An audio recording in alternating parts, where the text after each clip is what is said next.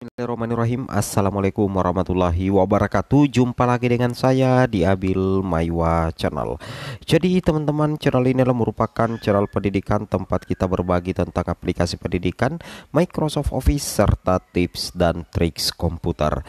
Jadi pada video kali ini teman-teman ya, jelang pengecekan SSCSN 2023, di sini kita akan membahas kembali perhitungan final perihal nilai tinggi kalah dengan nilai terendah di seleksi P3K Guru formasi tahun 2023 pastinya teman-teman ya, mantap jiwa ya.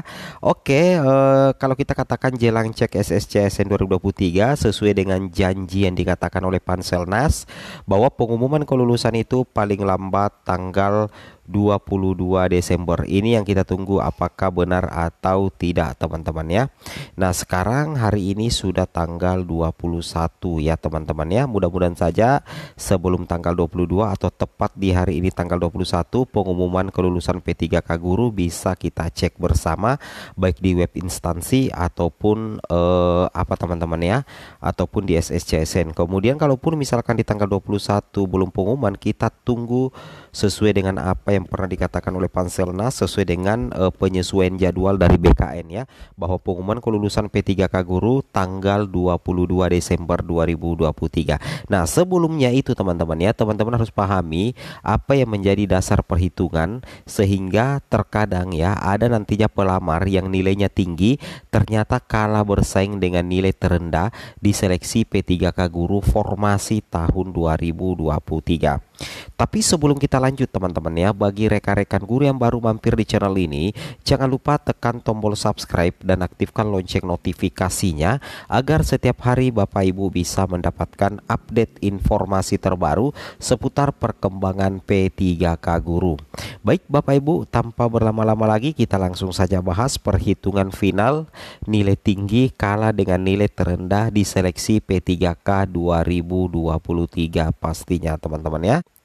Kalau kita perhatikan di website resmi guru PPPK Kemdikbud.go.id, tentunya di sini kita sudah melihat teman-teman ya, perihal dengan penyesuaian kembali jadwal tahapan seleksi P3K tahun anggaran 2023. Yang mana yang kita tunggu-tunggu hari ini yaitu pengumuman kelulusan yang awalnya tanggal 6 sampai 15 Desember 2023 itu diundur teman-teman ya, atau dipindahkan dari tanggal 6 sampai dengan tanggal 22 Desember 2023. Hari ini sudah tanggal 21 teman-teman ya. Hari ini sudah tanggal 21, tersisa satu hari lagi di tanggal 22 Desember. Mudah-mudahan pengumumannya secara serentak diumumkan di tanggal 21 ataupun tanggal 22 Desember 2023. Teman-teman harus rajin cek-cek di portal SSCSN dan tentunya di masing-masing website instansinya atau website di BKPSDM atau BKD masing-masing teman-teman ya. Seperti itu kira-kira. Itu yang wajib teman-teman pahami ya terkait dengan informasi yang kami sampaikan pada hari ini. Baik teman-teman, di sini kita coba kembali lagi di sini. Contoh perhitungan final nilai tinggi kalah dengan nilai terendah P3K 2023. Di sini kami sudah siapkan di sini intinya nilai tertinggi kalah peringkingan dengan nilai terendah. Gimana menghitungnya ya teman-teman? BKNK dilihat dari, bukankah dilihat dari peringkat terbaik? Ini untuk P3K teknis khusus, tapi kita kaitkan dengan P3K Guru teman-teman ya. Kita kaitkan dengan P3K Guru karena tentunya tidak terlalu jauh berbeda. Nah, di sini kalau kita perhatikan teman-teman ya, ini yang PR1L ya, kita lihat notifikasinya ya, kita lihat notifikasinya teman-teman ya, yang PR1L itu kalau kita lihat nilai kumulatifnya itu sangat rendah teman-teman ya. Dia hanya mendapatkan nilai 368. Sedang kemudian dia posisinya itu adalah PR1L, cuman tersisa satu formasi. Pelamarnya ini banyak teman-teman. Ada yang mendapatkan nilai 396, 389, 375, 319. Bahkan yang peringkat tertinggi secara nilai itu jatuh pada nilai 356, tapi justru keterangannya tidak lulus. Dia hanya mendapatkan notifikasi PR2. Sedangkan yang nilai paling rendah nomor 2 itu mendapatkan keterangan PR1 garis miring L. Berarti yang mengisi satu slot formasi di sini adalah ini yang nilainya rendah, yaitu sekitar 368 teman-teman ya.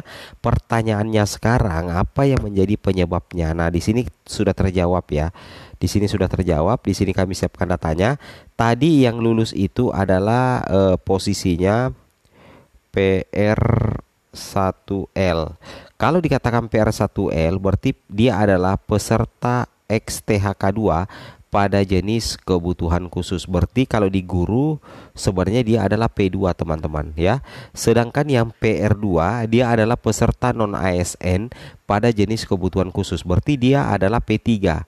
Nah, kenapa yang nilainya 368 dia lulus dengan notifikasi PR1L? Karena dia adalah P2 teman-teman. Dia adalah P2, berarti yang menyebabkan kenapa dia bisa menang di sini padahal nilainya rendah karena pesaing-pesaingnya itu diperhatikan dulu, lihat dulu pesaing-pesaingnya teman-teman ya.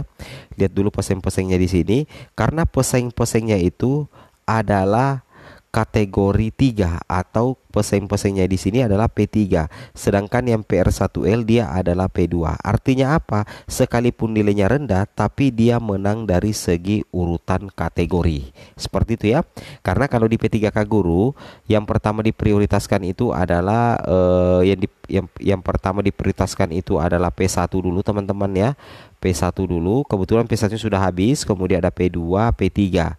Nah, kalau misalkan nilai P3 ini cuma 368, sedangkan P3 ini nilainya 389, memperebutkan satu formasi, sekalipun P3 ini punya serdik atau nilainya maksimal, tetap yang lulus adalah P2 dulu. Karena aturan resminya itu adalah berdasarkan urutan kategori teman-teman ya. Itu. Kemudian penyebabnya juga dia lulus adalah karena tidak ada pesaing sesama THK2. Kalau kita perhatikan di sini ya, dia sendiri yang PR1, berarti dia sendiri yang P2 teman-teman. Sedangkan yang pesaing-pesaingnya di sini tidak ada yang PR1, semuanya adalah dia P1 ya, semuanya adalah P2, artinya P3 teman-teman ya. Kalau di guru itu dia adalah P3 ya. Di sini P2, di sini P3 di bawah ya. Otomatis PR1L ini sekalipun nilainya rendah, paling rendah, dia tetap lulus menjadi ASN P3K Guru formasi tahun 2023. Itu yang harus teman-teman pahami ya. Nah, kemudian di sini teman-teman ini adalah salah satu penampakan teman-teman ya. Apabila misalkan teman-teman tidak lulus seleksi ASN P3K Guru formasi tahun 2023, ketika misalkan teman-teman cek pengumuman kelulusan P3K di SSCSN kemudian muncul notifikasi maaf Anda tidak lolos seleksi CASN 2023 atau P3K Guru, maka dipastikan teman-teman itu tidak lulus. Nah, logika seperti itu ya, teman-teman itu tidak lulus ya, itu yang harus teman-teman pahami. Jadi istilahnya untuk perhitungan final teman-teman ya, nilai tinggi kalah dengan nilai terendah itu yang pertama dilihat adalah kebutuhan formasinya, berapa formasi linear yang tersedia. Yang kedua adalah unggul dari segi kategori. Itu yang penting ya, unggul dari segi kategori. Oke teman-teman, sekian dan terima kasih. Assalamualaikum warahmatullahi wabarakatuh.